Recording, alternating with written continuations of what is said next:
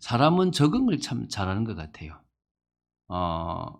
그래서 어떤 의미에서 모든 것을 자신에게 맞추어서 자신에게 맞추는 방법으로 바꾸는 그런 일들을 참 잘하는 것 같아요. 좀 본능인 것 같아요. 살아남기 위해서. 어떤 환경이든지 간에 그 속에서 자신만의 방법으로 살아남아요. 저는 조금 어디에 가든지 좀 잘 살아남는 영웅 같아요. 그래서 생각보다 두렵지 않은데 처음에 조금 이렇게 적응하기 어려운 사람들이 있지만 또 결국은 누구나 다 적응을 하는 것 같아요. 어떤 조직, 또 어떤 모임, 또 어떤 법이든지 간에 그 속에 자신이 맞게끔 나름대로 적용하고 나름대로 활용하고 인제 이렇게 살아가는 것 같아요. 근데 어떤 거는 그렇게 적용하면 잘못되는 것을 알면서도 또 모르고 하는 경우들도 있어요. 예를 들면 법이라는 것은 하지 말아라고 울타리를 줬는데 그 하지 말라는 그 틀 그것을 벗어나지 않는 차원에서 '요 정도는 괜찮겠지.'라고 하는 경우들도 사실은 있다는 거예요. 그 말은 이 법을 만든 사람들의 의도와 목적이 있을 거 아겠습니까? 그 본질이. 근데 그걸 뭡니까? 외면하고 나는 내가 하고 싶은 일을 하고 싶은데 어떻게 되죠? 그 말씀, 그 법과 부딪히지 않는 차원에서 내가 할 수 있는 게 뭘까를 자꾸 찾는 자신만의 방식을 찾고 자신에게 맞는 그런 것들을 찾아가는 것 같아요. 이게 하나님의 말씀에도 똑같은 것 같아요. 하나님은 이스라엘에게만 하고 그전에는 안 그랬던 게 아니라 사실은 자 여러분 이 세상은 아담의 후손의 후손이 맞죠? 근데 이 세상은 또 노아의 후손이에요. 왜 노아의 후손이냐면 노아 이후에는 노아가 그러니까 홍수에서 살아남고 난 이후에는 노아 가족 외에는 다 뭐 했단 말이죠? 죽었어요. 그러면 지금 우리는 아담의 후손이면서 동시에 누구의 후손이란 말입니까? 노아의 후손이죠. 그럼 노아가 이제 제사를 지내고 이제 하나님 앞에서 말씀을 받아서 자기의 아들 3명인 셈과 함과 야벳에게 그것을 전달했어요. 그러면 이 3명의 자녀는 똑같이 그 말씀을 따라 살아가면 되잖아요. 그런데 뭐죠? 자기가 편한 대로 살고 싶고 자기가 이익하는 대로 살고 싶고 남을 해하더라도 자기는 좀 더 가지고 싶은 생각이 들다 보니까 말씀과 상관없이 오히려 그 말씀이 틀렸다라고 말하고도 싶고 막 이런 식으로 쭉 가다가 어느 순간에 하나님 아닌 다른 신을 만들어내기 시작한 거예요.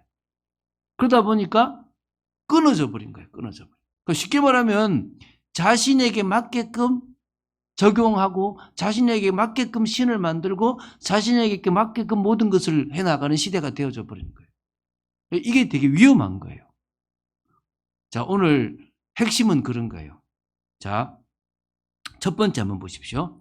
이스라엘을 택하여 율법의 말씀을 세우신 이유를 좀 봐야 돼요. 그러니까 많은 나라 중에 경상남북도만한 그 조그만한 땅덩어리에 우리나라처럼 사방에 강대국으로 둘러싸인 그곳에 왜 하나님이 당신의 백성을 택하셔가지고 놔두셨는지를 좀 알아야 돼요. 그게 앞에 제가 서론에서 했던 이야기와 관련이 있다는 거예요. 자, 제가 이렇게 이유는 아닌데 좀 알아야 될 것들을 제가 이제 당구장 표시로 좀 놔뒀는데요. 자, 이스라엘을 택하실 당시에 이 세상의 모습을 조금 봐야 된다는 거예요. 어떤 모습입니까? 앞에서 말했죠. 분명히 셈, 함, 야벳이 자신들의 자식들에게 하나님을 믿어야 된다고 이야기했는데 어느 순간에 하나님이 아니라 자기를 위해서 신을 만들어요. 우상이에요. 그걸 가장 많이 만들어낸 섬이 크레타 섬이에요. 여러분, 크레타 섬. 작년인가 재작년인가 크레타 섬에 아주 큰 불이 났잖아요. 그 크레타 섬에서 만들어낸 신들이 누구냐? 그리스 신화에 나오는 신들이에요. 지금은 그냥 이야기지라고 생각하죠. 그 당시로는 뭐냐면 저런 신도 있네? 신들이 새롭게 생긴 거야. 그런데 저 신들은 나한테 희한한 걸 준다 생각되는 거예요. 내가 원하는 걸 채워주는 것처럼 느껴지는 거예요. 그러다 보니까 뭐냐? 자기들을 위해서 사람들을 통제하기 위해서 어떤 신들을 만들어내기 시작한 거예요. 그리고 그 신들을 섬기면서 자신의 이익을 채우기 시작한 거죠. 그런데 그 배후에 마귀 사단이 있었다는 거예요. 그게 사람들이 가지고 있는 정욕, 탐심, 이런 것들을 계속 활용하는 거예요. 탐욕, 성욕, 권력욕 이런 거를 계속 활용해서 지배하기 위해서 야 신들을 만들어내. 사람을 통제하기 위해서 이런 신도 만들고 저런 법도 만들고 너 편한 대로 해 라고 하면서 권력을 만든 거예요. 자기 혼자만 권력을 가지면 힘드니까 좀 힘이 있을 사람들에게 뭐 귀족이나 뭔가의 권력을 주기 시작하는 거예요. 우리 같이 권력 가지자. 그리고 저 백성들을 억압하자. 근데 저 백성들이 그냥 억압하면은 반발할 거니까 신의 두려움을 만들어 가지고 너희들이 반발하면 큰일 난다라고 신을 만들자. 이런 식으로 하기 시작한 거예요. 그러니까 뭐가 되겠습니까? 하나님이 만들어 놓으신 이 세상에서 하나님의 기준, 하나님의 원리, 하나님의 법칙 이런 걸 깨야 되는 거예요. 그러니까 한마디로 말하면 자기들에게 편한 대로 기준을 만들고 자기들에게 이익되는 대로 원리를 만들고 자기들에게 그 탐욕을 채워주는 쪽으로 법칙을 만들어서 모든 것을 운영하게 되는 거예요. 그런 세상들이었던 거예요. 그러니까 한마디로 하나님이 아브라함이라는 인물을 택할 때에 하나님은 어디 갔는지 그런 신이 있다고는 들었다 정도밖에 안 돼. 심지어 그 셈의 후손으로서 언약을 그래도 가지고 있었던 집안이 그 유대 전승이나 어떤 이렇게 보면 뭐가 되냐면 우상을 깎아 만드는 직업을 가지고 있었다는 거예요. 성경에는 없는데 유대 전승에 보면 우상을 깎아 만드는 직업을 아브라함의 아버지 데라가 저 갈대아인의 우르에서 하고 있었다는 거예요. 그러면서 다른 어떤 외경을 보면 아버지 우리가 하나님을 섬기는 민족인데 우상을 만들어 깎아 팔면 되겠습니까? 그러니까 어쩔 수 없다. 우리가 생명 보존하고 살려면 그렇게 해야 된다라고 하는 부분이 나오는 거예요. 그 정도로 무너져 버렸던 시대인 거예요. 한마디로 갈수록 세상은 파괴되어져 가고 억압과 폭력 속에서 누군가는 권력을 쥐고 누군가는 그 권력 밑에서 힘들어하는 그런 인간성이 무너져 가고 저주와 재앙이 세상에 가득한 시대가 된 거죠. 아마 가만히 놔두면 또 노아 홍수처럼 멸망할 시대라는 거예요. 그래서 하나님은 이런 세상에 뭘 하셨습니까? 회복하기 위해서 아브라함을 선택하시고 이스라엘이라는 민족을 선택하신 거예요. 그래서 왜 세우셨느냐? 첫 번째 나오죠. 세상에 하나님의 말씀의 권위를 회복하기 위한 거예요. 지난주에 얘기했잖아요. 하나님은 당신의 말씀의 권위를 회복한 당신의 나라를 만들고 싶은 거예요. 근데 이게 지금 뭐요? 완전 무너져 버린 거예요. 그러면은 하나님이 택하신 한 가정, 한 민족이 복을 받는 모습을 보면 한마디로 모델되는 모습을 보면 다를 수 있잖아요. 그래서 그 일을 위해서 하나님이 한 집안을 먼저 택하신 거예요. 그 사람이 누굽니까? 아브라함이고 아브라함 가문인 거예요. 말 그대로 말씀의 기준이 완전히 무너져 버린 그 시대에 하나님이 부르신 거예요. 그래서 하나님이 아브라함과 함께 한다는 것을 주위의 사람들이 볼 수 있도록 만들어준 거예요. 그리고 그 아브라함 역시 세상에 여러 신들이 있는데 애굽의 신보다 더 대단한 신이 하나님이고 어디에 있든지 간에 하나님은 나와 함께 하시는 참 신이구나를 알 수 있게끔 만들어준 거예요. 근데 그 하나님이 이제 나라를 만들어야 되는데 갑자기 나라가 만들어지기 어렵잖아요. 여러분 나라가 만들자면 힘이 있어야 되거든요. 근데 그 힘 없이 나라를 하나님이 만드시는 방법이 이 애굽이라는 큰 강대국에 아주 철저한 보호를 받으면서 그곳에서 안전하게 한 민족이 섞이지 않으면서 세울 수 있는 계획을 세우신 거예요. 그게 요셉이라는 인물을 통해서 이 아버지 아브라함의 가정이 한 70명 되는 가정이 어디로 갑니까? 애굽으로 가는 거예요. 그것도 전 세계의 흉년이라는 문제를 유일하게 요셉만 해결할 수 있도록 열쇠를 줘가지고 딱 가는데 그 당시에 지금도요 이스라엘 백성 이집트 사람들은요 베두인들을 싫어해요. 그 사람들은 농업을 주로 했는데 목축업을 하는 사람들을 되게 싫어해요. 지금도 배척받아요. 그 당시는 더 배척받았겠죠. 근데 마침 이불로 요셉이 우리 민족은 과거부터 계속 목축업을 했다라는 것을 강조하면서 은혜를 입어서 잘해주고 싶은데 잘해줄 수 없어서 저 외딴 곳에 고센 땅이란 곳에 딱 정착을 시키게 해서 그 70명 되는 남자가 430년 만에 60만이 넘는, 그것도 20세부터 전쟁에 나갈 수 있는 사람만 60만이 넘는 사람이 된 거예요. 그렇게 섞이지 않고 딱 단일 민족으로 가장 안전하게 그 민족을 보존시키는 방법이 그 방법이었다는 거예요. 그런데 이제 뭐죠? 애굽에 하나님을 알지 못하는 왕이 일어나서 이스라엘을 핍박하니까 나올 수밖에 없는 거죠. 그 출애굽의 역사예요. 출애굽의 역사 가운데서 홍해의 기적도 일어났고 광야 40년 길을 쭉 걸어서 어디까지 갔습니까? 가나안 땅에 들어온 거예요.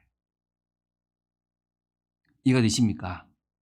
그런데요, 그 시작 중에 중간에 시내산이라고 하는 산에서 하나님이 계약을 맺어요. 자, 지구가 얼마나 큽니까?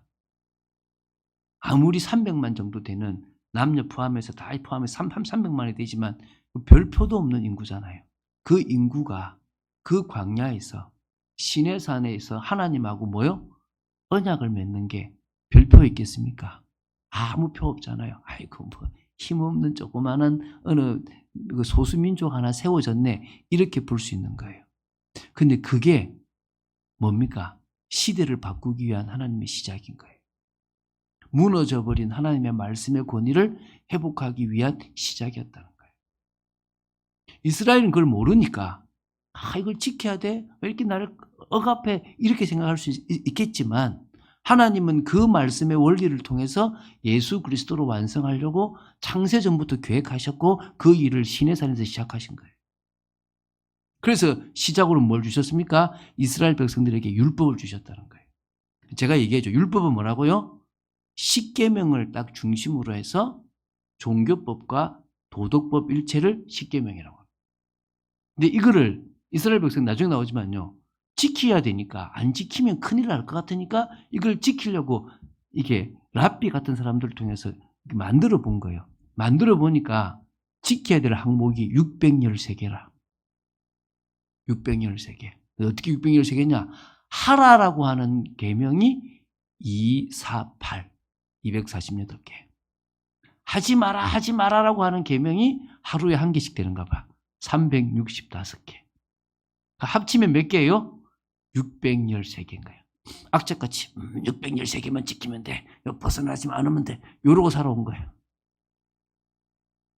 하나님의 의도는 모르고, 하나님이 왜 이스라엘 백성을 택하시고 하나님이 이 세상에 하시려고 하는 이유는 모르고, 말씀의 권위를 회복하고 다시 하나님 나라를 이루시고자 하는 걸 모르고 뭐죠? 그냥 복 받는다고 하니까 어느 정도 했냐면요, 말씀의 권위를 회복하려고 안식일을 지키는 걸 이렇게 한 거예요.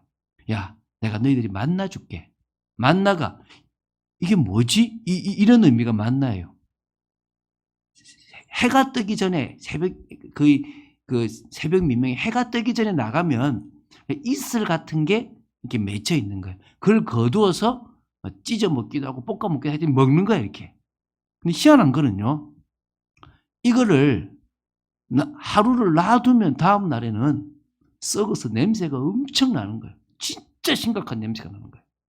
근데 하나님이 미리 그거 내일 되면 썩으니까 제발 오늘치만 먹고 내일 또 줄 테니까 걱정하지 말고 해. 이러는데 뭐, 귀찮게 무슨 내일 또 나가. 오늘 이틀치 거두고 이건 뭘 썩겠어. 이래가지고 거두왔는데 꼭 그런 분들은 뭐요? 꼭 썩은 냄새로 막 미치는 거지. 근데 희한한 거는 이게 비가 오면 안 오는 것도 아니고 추우면 안 오는 것도 아니고 요일에 따라서 없어요. 있고. 웃기잖아요. 일요일도 있어요. 월요일도 있어요. 화요일도 있어요. 금요일까지 있는데 토요일은 없어. 희한하죠? 근데 더 희한한 게 있어요. 목요일에 이틀치를 거두면 금요일에 썩어 냄새가 나. 근데 금요일에는 야, 너희들 내일 없다. 오늘 이틀치를 거둬. 근데 내일은 안 썩어. 말이 됩니까? 지금 제 말이 이해가 되세요?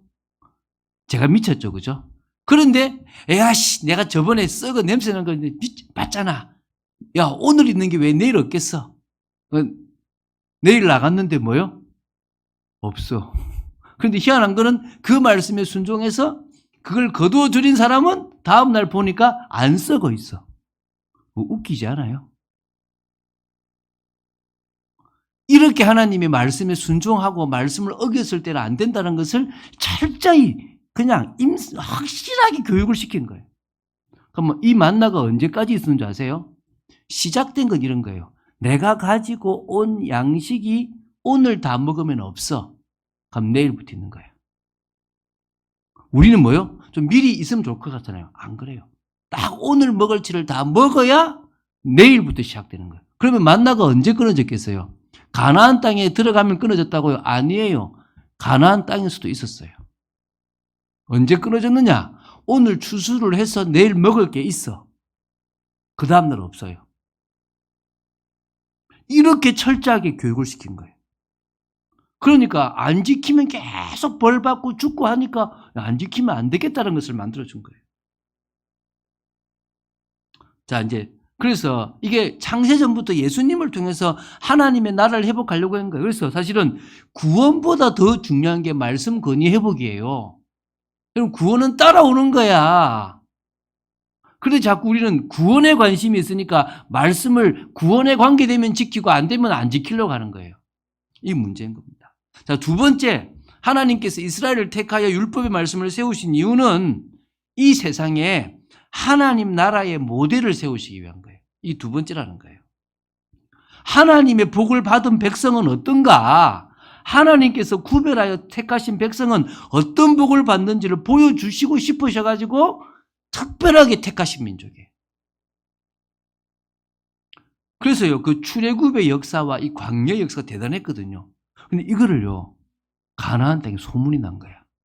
소문이 났는데요, 그 중에서 라합이라는 여자가 나도 저 민족 되고 싶다. 난 저 민족 되면 안 될까? 이런 마음이 들 정도가 된 거예요. 근데 그 사람 민족 됐어요. 이스라엘 민족이 될 뿐만 아니라 예수님의 조상에까지 올라간 거예요. 어떤 의미에서는요, 전 세계 사람들이 부러워할 만한 민족을 만들고 싶은 거예요. 하나님 나라를 이루면 어떤지를 보여주고 싶었던 거예요. 제사장 나라가 어떤 복을 받는지 그 나라를 통해서 다시 전 세계를 회복하는 것이 어떤지를 보여주고 싶었던 거예요. 근데 이걸 이스라엘이 잊어먹고 우리는 선민, 저들은 개 이러고 있었던 거예요.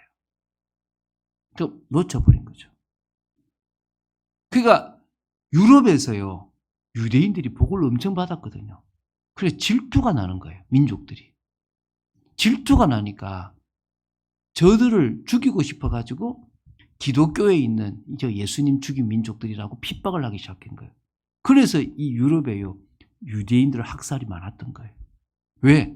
어디 가든지 간에 유대인들은 복 받는 거야. 어디 가든지 간에 잘 사는 거예요. 왜죠? 하나님이 택한 민족이니까. 그들이 못 깨달았는데도 잘 사는 거예요. 이거 이러면 희한하잖아요.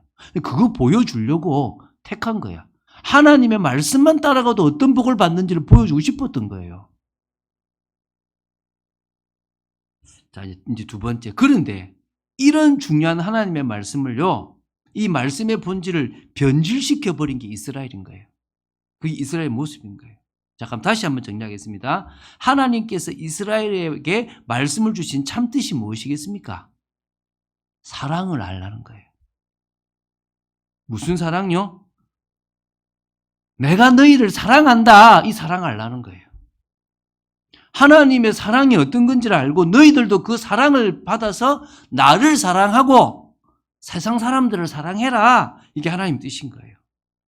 그러면 이 세상은 다시 하나님의 나라로 아름다워질 수 있다는 거예요. 이해가 되십니까? 근데 이게 워낙 수준이 낮고 이방 이 우상에 많이 찌들어져 있는 이스라엘 백성들이 알아들을 수가 없으니까 그들이 알아들어볼 수 있도록 이거는 하지 마라, 이거는 해라, 이래라 해가지고 말씀을 주신 거예요. 근데 그 말씀에는 사실은요, 세심한 하나님의 배려가 있어요. 이런 말씀들이 있어요. 여러분, 참 말도 안 되는 건데, 야, 네가 부인이 2명이 있다고 하자. 한 명의 부인은 네가 사랑하는 부인이고 한 명의 부인은 사랑하지 않는 부인이라고 하자. 근데 사랑하지 않는 부인의 아들이 장남이고 사랑하는 부인의 아들이 차남이면 장남한테 축복해라. 이게 율법에 있어요. 네가 어디 가서 전쟁에 이겨서 여종을 데리고 왔는데 이뻐서 아내를 삼았다 치자. 근데 실정이 났다 치자. 그러면 다시 종으로 두지 말고 풀어줘라. 이 율법에 있어요. 새끼 염소를 삶을 때 젖에다가, 그러니까 그 염소에 젖에 삶거든요. 그런데 이렇게 얘기해요. 최소한 그 새끼가 삶길 때 자기 엄마의 젖에는 삶지 마라. 율법에 있어요. 이해가 돼요? 무슨 말인가? 최소 인간답게 살아라 이 말이야, 한마디로. 그거를 강조하기 위해서 야, 너 남 눈 함부로 빼지 마. 너 눈 빼면 네 눈도 뺄 거야. 눈에는 눈으로. 네 눈 빠질 생각하고 해. 네 눈 뺄 생각 안 하면 남 빼지 마. 한마디로 뭐요?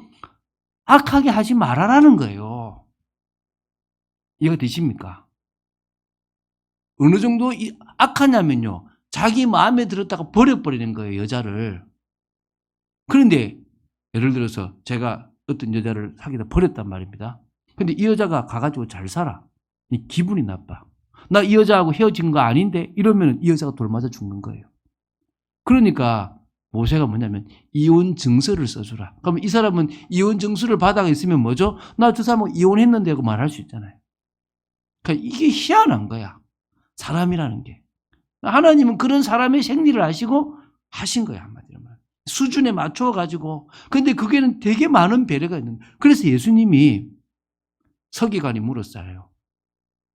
어느 계명이 큽니까? 가장 큰 계명은 네 마음과 뜻과 힘을 다해 여호와 하나님을 사랑하라. 마태복음 22장 37절부터 나오죠. 그리고 네 이웃을 네 몸과 같이 사랑하라. 이것이 온 율법과 선지자의 강령이다.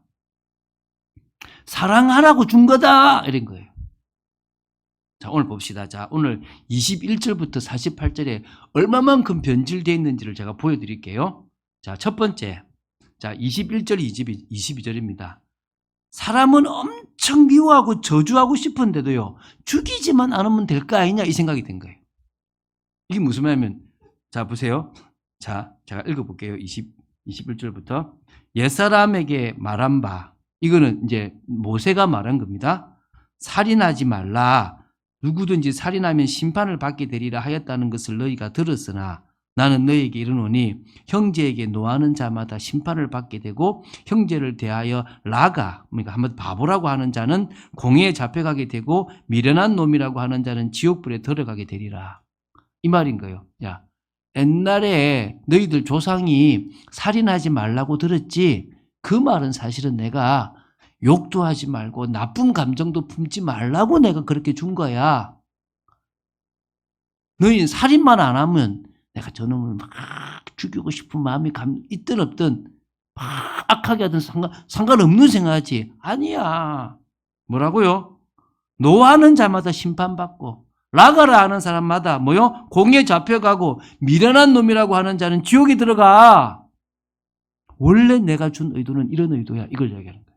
그런데 뭐요? 내가 하여튼간에 죽이기만 안 하면 되지 뭐. 괴롭히면 되지. 이러고 있는 거지.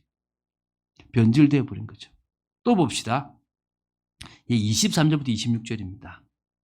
자, 그러므로 예물을 제단에 드리려다가 거기서 내 형제에게 원망 들을 만한 일이 있는 것이 생각나거든 예물을 제단 앞에 두고 먼저 가서 형제와 화목하고 그 후에 와서 예물을 드리라. 너를 고발하는 자와 함께 길에 있을 때에 급히 사화하라. 그 고발하는 자가 너를 재판관에게 내어주고 재판관이 옥리에 내어주어 옥에 가둘까 염려하라. 진실로 내게 이르노니 내가 한 푼이라도 남김이 없이 다 갚기 전에는 결코 거기서 나오지 못하리라. 이 말이 무슨 말이냐면요. 사람들은요, 잘못을 해요. 그래서 이 잘못한 것 때문에 있는 제사가 사람한테 잘못하면 드리는 제사가 속죄제예요. 사람의 물건을 해롭게 하면 드리는 제사가 속건제예요. 그러면 뭐죠? 하나님한테 용서만 받으면 되는 줄 알고 예물을 가지고 제사 드리러 오는 거예요. 근데 이미 누구하고 관계가 틀어져 있죠? 상대방에게 잘못되어 있는 거예요. 그런데 우리는 뭐죠? 내가 하나님 용서받으면 되지. 이렇게 생각하는 거예요. 근데 뭐죠? 용서받기 이전에 주님 뭐랍니까? 사람에게 가서 먼저 용서받아라. 그 사람이 너를 고발할 수도 있고 네가 그 하나의 죄도 없다면 너는 그 벌을 그대로 받게 돼 있는 거다. 문제는 사람하고 관계를 먼저 풀라고 주신 법이다. 여러분, 밀양이라는 영화가 있어요. 밀양이라는 영화가 그 영화죠. 제가 몇 번 얘기했잖아요. 무슨 내용이죠? 자기가 아들이 어떤 유괴범에게 죽었어요. 그 때문에 너무 힘들다가 예수를 믿었어. 그래가지고 이제 찔려서 용서를 하러 마산교도소에 갔는데 이 살인자가, 자기 아들을 죽인 살인자가 다리 뻗고 잔다는 거야. 하나님이 내 죄를 용서했다는 거야. 난 너무 편하다는 거야. 그러니까 뭐죠? 용서하러 갔던 이 사람은 매일 아들이 살아있는 것 같고 매일 너무 힘든데 오면서 나도 용서하지 않은 저놈을 하나님이 왜 용서해? 던져버리고 막 거짓말처럼. 여러분, 우리가요, 주님한테 용서받는다고 끝나는 게 아니에요. 진짜 성령이 오시면요, 내가 남한테 잘못한 거에 대한 마음이 오는 거예요. 내가 저 사람한테 함부로 했구나. 내가 저 사람한테 큰 실수를 했구나. 저 사람이 진짜 가슴 아팠구나, 그랬구나. 이런 마음에 찔림이 오는 거예요. 그게 정상인 거야. 근데 뭐죠? 뭐 예물 바치면 되지.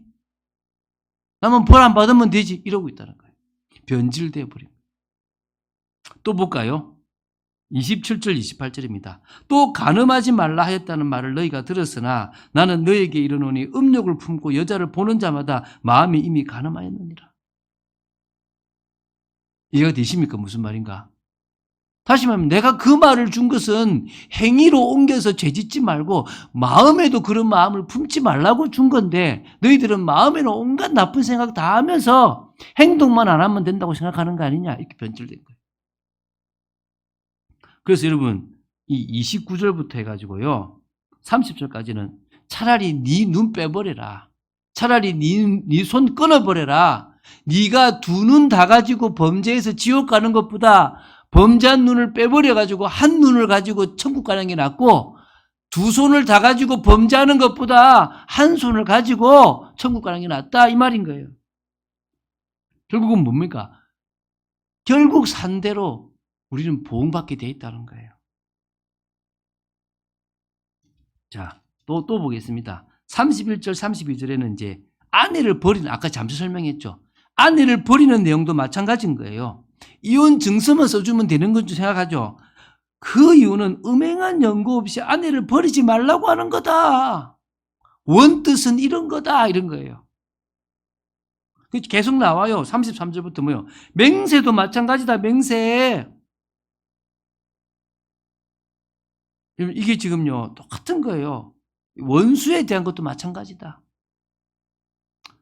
시간이 많이 없으니까 그냥 쉽게 이 말씀을 지키라, 뭐 그래 얘들아 살아야지, 이런 의미를 주고 있는 게 아니고 그 말씀의 원래 뜻을 너희들이 모르고 지금 살아가는 거다. 나는 말씀의 권위를 회복하고 싶은 거야. 나는 너희들이 사랑 안에서 가장 정상적이고 복을 받을 수밖에 없는 사람으로 살아가기를 원하는 거야. 그게 하나님 뜻이라는 거예요. 그걸 놓친다는 거예요. 그 심지어요, 너 남 눈 빼면 눈으로 내가 갚을 거야. 원수는 미워하고 사랑하는 사람이 아니라 진짜 그러면 계속 미워하는 그 감정 가지지 말고 원수까지도 사랑할 수 있을 정도가 되라고 사실 한 거야. 남한테 원수 질투 하지 말고 그러니까 원래 의미를 봐라, 이 말이죠. 자, 넘어가겠습니다. 더 설명할 게 별로 없으니까. 많지만 세 번째입니다. 그래서 결국 복음 속에 있을 때 말씀의 본질이 회복되는 거예요. 여러분, 예수 믿는 사람 중에도요, 이해 못하는 그런 부분들이 있어요. 뭐라냐면요, 이 첫 번째인데요, 율법은 안 지켜도 된다고 생각하는 거예요. 지금 넘어갔습니다. 예수 믿는 사람 중에도 이해 못하는 부분이 있는데 뭐라고요? 아, 율법은 과거에 율법을 지켜야 구원받을 때 주신 거니까 우리는 안 지켜도 돼, 이 생각이에요. 이거 이해 못한 거예요. 그럼 율법 지켜야 됩니까? 그 말이 아니에요. 제가 설명할게요. 죄 짓고도 예수 믿으면 돼. 이것도 잘못된 거예요. 믿음이 중요하지 행위는 안 중요해. 이것도 잘못된 거예요. 자, 일단 원칙은 이렇습니다. 제가 말씀드리죠. 율법의 요구는 율법 시대에도 적용되고 은혜 시대에도 적용됩니다. 이해되십니까? 율법의 요구는 율법 시대에는 내가 지켜서 이루어야 되고 은혜 시대, 이 복음 시대에는 믿어서 이루는 거지. 똑같이 율법의 그 요구는 우리에게 적용되는 거예요. 율법의 요구를 원하신다는 거예요. 이해가 되십니까? 자, 그러면은 복음 속에 있다는 의미를 좀 이해해 봅시다. 이게 두 번째인데요. 복음 속에 있다는 개념을 좀 이해해야 돼요. 이게 무슨 말이냐면 잘 알고 있습니다, 여러분들이. 내가 해결할 수 없기 때문에 예수님이 그리스도로서 이 땅에 오셔서 해결하셨다. 이게 그 의미예요. 그걸 믿는 거예요. 내가 해결할 수 없었기 때문에 주님이 그것을 해결하셨다. 이게 첫 번째 의미예요. 이게 복음 속에 있다는 거예요. 근데 두 번째가 중요해요. 자, 죄를 지으면 안 돼요. 근데 우린 죄를 지을 수밖에 없잖아요. 그러면 죄를 지으면 안 되는데 나는 계속 죄를 지을 수밖에 없으니까 죄를 짓지 않을 수 있도록 도와주는 분을 의지해야 되는 거예요. 그게 누굽니까? 성령. 그래서 매일 너는 이제 네가 주인 되지 말고 성령께서 너를 주관하시는 인생을 살아가라. 믿음의 인생을 살아가라. 그게 복음 속에 있는 거예요. 그러면 뭐죠? 죄를 안 짓는 게 아니라 안 짓게 되는 거예요. 예를 들면 제가 주일인데 예배 가야지. 친구가 등산 가자는데 낚시 가자는데 어떻게 하지? 제가 성령의 역사의 그 은혜를 모를 때는 갈등을 하거나 가게 되겠죠. 그런데 내가 성령의 역사가 있으면 그래 주일은 내가 은혜 받는 날인데 내가 어디 가? 교회 당연히 와야지. 예를 들면 제가 얘기했잖아요. 집사님 저 시계가 너무 마음에 들어. 하나님 나도 갖고 싶은데 안 되면 훔칠까요? 이런 생각이 들 때 우리 어떻게 하죠? 그래 주님께 기도해서 달라 그랬지. 내가 저걸 왜 훔쳐? 주님 나도 주세요. 왜 집사님만 좋은 시계 가지고 왜 나는 시계 없습니까? 나도 시계 주세요. 기도했는데 3번 기도했는데 안 주신다. 필요 없구나. 제가 이게 되게 귀찮은, 이게 무겁잖아요. 무거워서 하지 말라는 거구나. 안 하면 돼. 무슨 얘기인지 아시겠습니까? 여러분, 복음 속에 있다는 것은 하나님이 보고 계시고 하나님이 아들까지 주셨는데 다 주실 수 있는데 왜 안 주시겠습니까? 이유가 있을 거다. 근데 그 이유가 지금 당장 이해되지 않아도 그분을 믿고 우리는 기다릴 수 있는 거예요. 그래서요, 자, 세 번째 중요하죠. 성령의 역사로 살게 되는 복음적인 삶이 중요한 거예요. 여러분, 내가 죽었고 주님이 살아계시고 율법의 말씀을 주신 의도가 하나님의 권위가 회복되고 다시 하나님의 나라가 이 땅에 세워지는 게 목적인 걸 안다면 나는 이제 뭡니까? 나를 위한 삶이 아니라 주님의 뜻을 위한 삶을 살아가는 거예요. 그게 풍성한 삶이 되고 승리의 삶이 되고 영광 돌리는 삶이 되는 거예요. 잘 살 필요가 없어요. 잘 살게 돼요. 그래서 여러분 세상 사람도 그래요. 돈 따라가면은 어떻게 된다고요? 돈 도망간대요. 그런데 자신에게 정말 맞는 어떤 뭡니까? 뭔가에 대한 어떤 최고를 향해서 가면 돈이 따라온대요. 세상 사람도 그래요. 동일해요. 우리가요, 돈 따라가고 성공 따라가면 다 가버려요. 그런데 믿음으로 나아가면 성공도 오고 돈도 오고 다 온다는 거예요. 우리가 성령의 역사하심 속으로 들어가서 하나님이 원하시는 인생을 살아가면 다른 거예요. 지금 우리가 이 산상수훈을 왜 보냐 하니까 주님이 회복하고 싶은 나라에 주님이 회복하고 싶은 백성들이 엉뚱한 짓을 하고 있으니까 내가 너희들에게 주고 싶었던 게 이거고 이 땅에 온 이유가 이거다라고 설명하신 거기 때문에 회복하자는 거예요. 이해가 되십니까? 무슨 말인가? 어려워요, 지금 제 얘기가. 근데 잘 원리를 이해하면 쉬워요. 원리를 이해하면. 여러분, 원리가 이해되길 바랍니다. 결론 맺겠습니다. 말씀을 기준으로 사는 믿음의 삶이 중요한 거예요. 한번 살아보세요. 부딪힐 거예요. 이것까지 내가 해야 돼? 이거는 뭐 그냥 편하게 살 수 있는 거잖아. 이러면 내가 손해가 되는데, 이러면 내가 안 되는데, 계속 갈등 올 거예요. 저 갈등 정말 많이 왔어요. 20년 신앙생활 넘게 하면서요. 정말 갈등 많이 왔어요. 이것도 내려놔야 돼. 이거 너무하잖아요. 이럴 때가 정말 많았어요. 그런데요, 희한한 건요. 그건 못 내려놓을 때는요, 되게 힘든데요. 내려놓을수록 편하고요. 내려놓을수록 자유하는 거예요. 그래서 저는 그러고 나서 순금이라는 게 이해가 된 거예요. 내가 불순물이 되게 많이 섞여 있는 엉뚱한 기준들이 되게 많이 있는 금과 같았구나. 그래서 하나님이 자꾸 나를 훈련시키고 어려움을 주면서 내 속에 이 잘못된 사상, 체질 이런 것들을 빼나가는 시간을 주셨구나. 이게 나를 훈련한 시간에서 순금을 만드는 시간이었구나. 이걸 내가 깨달은 거예요. 말씀의 기준. 여러분, 그 믿음의 삶을 한번 살아보세요. 되게 편한 거예요. 근데 그건 내가 못 살아요. 그래서 살 수 있도록 내가 보혜사 성령을 보내줄게. 그분이 오면 편해. 그분 따라가면 돼. 이해가 되십니까? 오늘 이게 여러분에게 이해되는 여러분 되시기를 주 예수 그리스도의 이름으로 축원드립니다. 주는 그리스도이시여 살아계신 하나님의 아들이심을 고백합니다.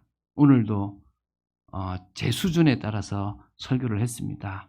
하나님, 주님께서 지혜 주셔서 조금 낮게 설교를 했지만 하나님, 듣는 이들에게 더 성령의 크신 역사를 허락하셔서 이해되는 은혜를 허락하여 주시옵소서.